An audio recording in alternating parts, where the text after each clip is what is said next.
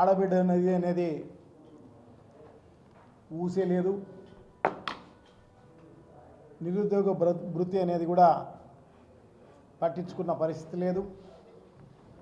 అలాగే SC ST BC మైనారిటీలకు సంబంధించి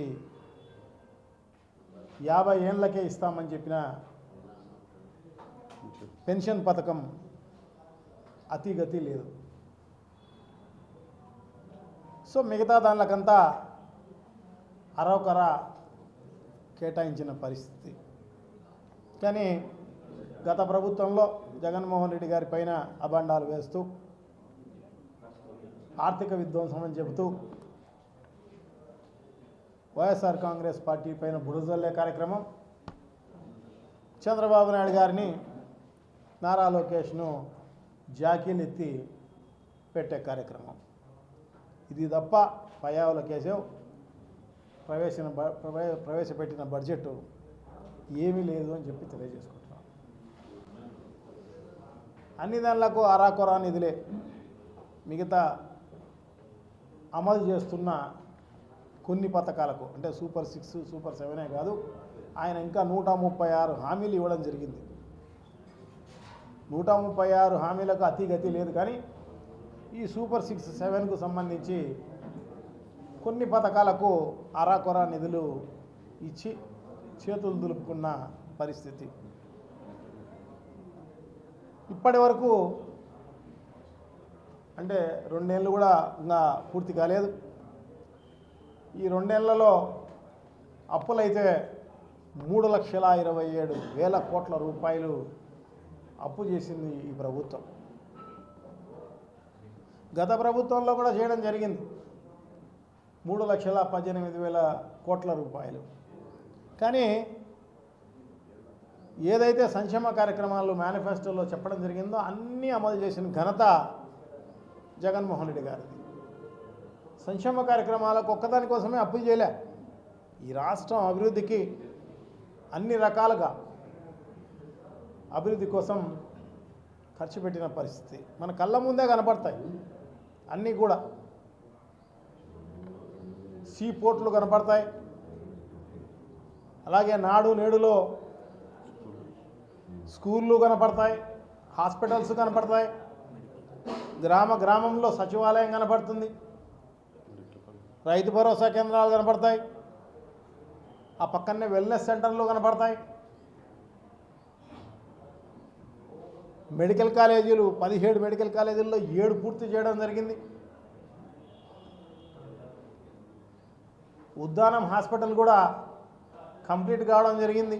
ఉద్దానంలో నిజంగా అందరూ కూడా కిడ్నీలు బాధపడుతూ ఉంటే ప్రజలందరూ గత కొన్ని దశాబ్దాల కాలం నుంచి పాలకులందరూ కూడా ఎవరు పట్టించుకున్న పరిస్థితి లేదు.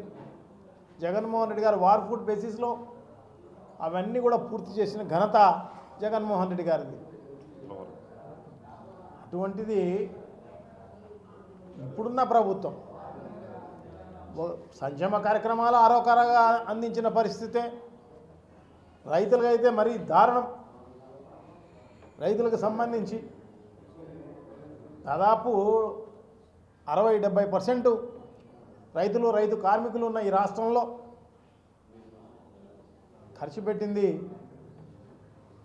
చాలా తక్కువ అని చెప్పి తెలియజేసుకుంటున్నాను. గదాలిచ్చే ఆవును పోగొట్టుకొని తన్నే దున్నపోతుని తెచ్చుకున్నామని చెప్పేసి అందరూ కూడా బాధపడుతున్న పరిస్థితి అన్నమాట ప్రజలందరూ కూడా. సో ఆ రకంగా చేయడమే కాక అన్నదాత సుఖీబాబుకి అయితే 10,716 కోట్ల రూపాయలు అవసరమైతే దానికి సంబంధించి 54 లక్షల మంది రైతులకు గతంలో పెట్టుబడి నిధి కింద జగన్మోహన్ రెడ్డి గారు ఇచ్చేవాడు రైతు భరోసా. సో అటువంటిది ఇప్పుడు 10,716 కోట్ల రూపాయలకు గాను 6,600 కోట్ల రూపాయలు మాత్రమే దీంట్లో బడ్జెట్లో చూపించిన పరిస్థితి అన్నమాట. సో దీనిలో ఎంతవరకు అందుతాదో లేదో తెలియదు. మొదటి సంవత్సరం మొత్తం ఎత్తేసేయడం జరిగింది. మొదటి సంవత్సరం ఉరివేయలేదు. సో అదే కాకుండా దీపం పథకం కింద 3 సిలిండర్లు ఇస్తామని చెప్పేసి 3 సిలిండర్లకు గాను మొదటి సంవత్సరం ఒక సిలిండర్ ఇచ్చేసి కాలం గడిపిన పరిస్థితి అన్నమాట. రెండో సంవత్సరం ఇంకా ఇంతవరకు ఇచ్చిన పరిస్థితి లేదు. 3 సిలిండర్లకు దాదాపు 4,083 కోట్ల రూపాయలు అవసరమైతే దీంట్లో కేటాయించింది 986 కోట్లు. అంటే ఎంత చిత్తశుద్ధి ఉంది, కేటాయించిందే ఇది. దీన్ని ఖర్చు పెడతారని కాదు, మళ్ళీ ఖర్చు పెడతారని కాదు, ఖర్చు రూపాయి కూడా పెట్టరు నాకు తెలిసి. అది పరిస్థితి. అదే కాకుండా తల్లికి వందనం సంబంధించి దాదాపు 30 లక్షల మంది పిల్లలకు సంబంధించి ఎగరగొట్టిన పరిస్థితి. మొదటి సంవత్సరం లేదు, రెండో సంవత్సరం అరాకొరా ఇచ్చి ఈ సంవత్సరంలో 13,112 కోట్ల అవసరం ఉంటే 456 కోట్లు అని చెప్పేసి ఈయన కేటాయించడం జరిగింది. సో దీంట్లో లాస్ట్ ఇయర్ ఏమైనా 15,000 ఏమైనా ఇవ్వడం జరిగిందా? చెప్పిన దాని ప్రకారం 8,000, 9,000 ఈ రకంగా అకౌంట్లలో పడింది. కొంతమంది గురువే రాలేదని చెప్పేసి చెప్పడం జరుగుతుంది. సో శ్వేతపత్రం రిలీజ్ చేయాల్సిన అవసరం తప్పకుండా ఉంది, ఎంతమందికి ఇవ్వడం జరిగింది అని చెప్పేసి. సో ఇదే కాకోకుండా ఫీ రియంబర్స్మెంట్ అయితేనేమి, విద్యా దీవెన అయితేనేమి, వసతి దీవెన అయితేనేమి, దీనికి అతిగతి లేదు, దీనిపైన కేటాయింపులు లేని పరిస్థితి.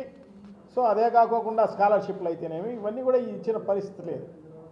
సో ఈ రకంగా గొప్పగా అర్బన్ ఏరియాలో అంటే మున్సిపాలిటీలలో 2 సెంట్ల భూమి, పల్లెల్లో అంతా 3 సెంట్ల పట్టా, ఇండ్ల పట్టా ఇస్తామని చెప్పేసేసి ఏదో పెద్ద ఎత్తున వాగ్దానాలు అయితే చేయడం జరిగింది. కానీ ఇంతవరకు ఒక ఇళ్ల పట్టా ఇచ్చిన పరిస్థితి లేదు, ఒక్క ఇళ్ల పట్టా ఇచ్చిన పరిస్థితి లేదు, ఒక కొత్త రేషన్ కార్డు ఇచ్చిన పరిస్థితి లేదు. సో ఈ రకంగా దారుణంగా ప్రజలంతా కూడా మోసం చేసిన పరిస్థితి ఉందని చెప్పి మీకు అందరికీ కూడా తెలియజేసుకుంటూ, సో ప్రజలు ఇప్పటికే గుర్తించడం జరిగింది, ఇటువంటి పనికిరాని ప్రభుత్వం, ఇటువంటి ఉపయోగపడని ప్రభుత్వం, ఇంత దుర్మార్గమైన ప్రభుత్వాన్ని ఖచ్చితంగా ప్రజలే బుద్ధి చెప్పే కార్యక్రమం తప్పకుండా జరుగుతుంది అని చెప్పి తెలియజేసుకుంటున్నాం. Thank you. నమస్కారం.